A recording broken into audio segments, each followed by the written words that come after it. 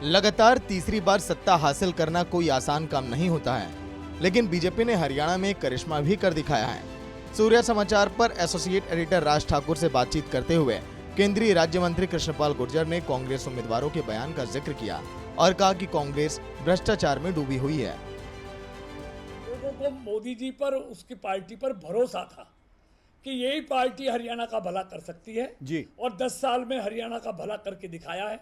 नौजवानों को काबिलियत के आधार पर बगैर खर्ची, बगैर पर्ची के उनको रोजगार दिया है, किसान का सम्मान किया है, गरीब को पूरी सुविधाएं दी हैं, महिला को और युवाओं को उनको मैं कह रहा हूँ उनको अपने पैरों पर खड़ा किया है।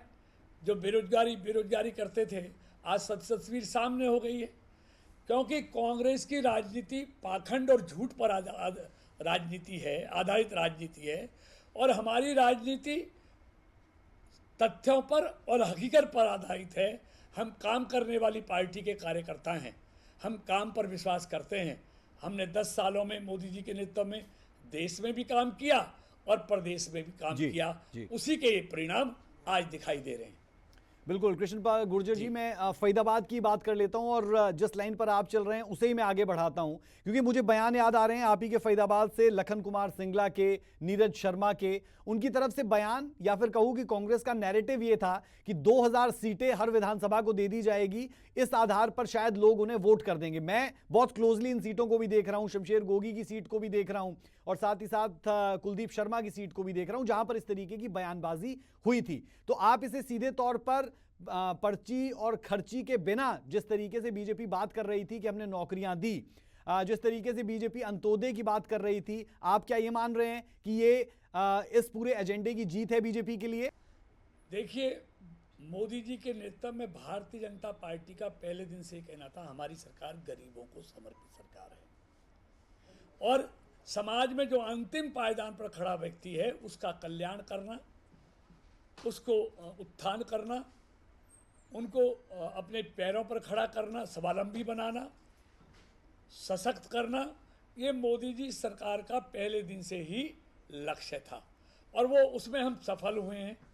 कांग्रेस आखंड भ्रष्टाचार में डूबी हुई, अंधा बाटे रेवड़ी अपने अपनों को दे, सिफारिश और रिश्वत से नौकरी देने वाली पार्टी, और जो उनके एमएलओ ने और सांसदों ने चुनाव के प्रचार के दौरान अपनी तस्वीर, अपना चेहरा बेनकाब कर दिया। तो ये सब ये कारण हैं। हमारा अंतिम पायदान पर खड़े हुए व्यक्ति का कल्याण करना ही हमारा मोटिव है। बीजेपी की रणनीति पर अपनी बात रखते हुए कृष्णपाल गुर्जर ने कहा कि बीजेपी धरातल पर काम करती है। तो माइक्रो मैनेजमेंट पर मैं आना चाह रहा हूं, जो आप बता भी रहे थे कि माइक्रो मैनेजमेंट को लेकर बहुत बात होती है। देखिए, वो तो भारतीय जनता पार्टी बूथ से लेके ऊपर तक, पन्ना प्रमुख तक, नीचे तक, धरातल तक काम करती है। हर जगह उसका कार्यकर्ता है जो पार्टी को जिताने के लिए दिन रात मेहनत करता है, और ये कार्यकर्ताओं की ही मेहनत का परिणाम है आज। वहीं फरीदाबाद से विजयी प्रत्याशी विपुल गोयल ने सूर्या समाचार के साथ खास बातचीत की और कहा कि 10 साल तक बीजेपी ने राज नहीं किया बल्कि सेवा की है। वहीं कांग्रेस के उम्मीदवार नीरज शर्मा और लखन सिंगला के बयान पर भी विपुल गोयल ने कटाक्ष किया। क्या इस तरीके के नतीजे एक्सपेक्टेड थे आपको?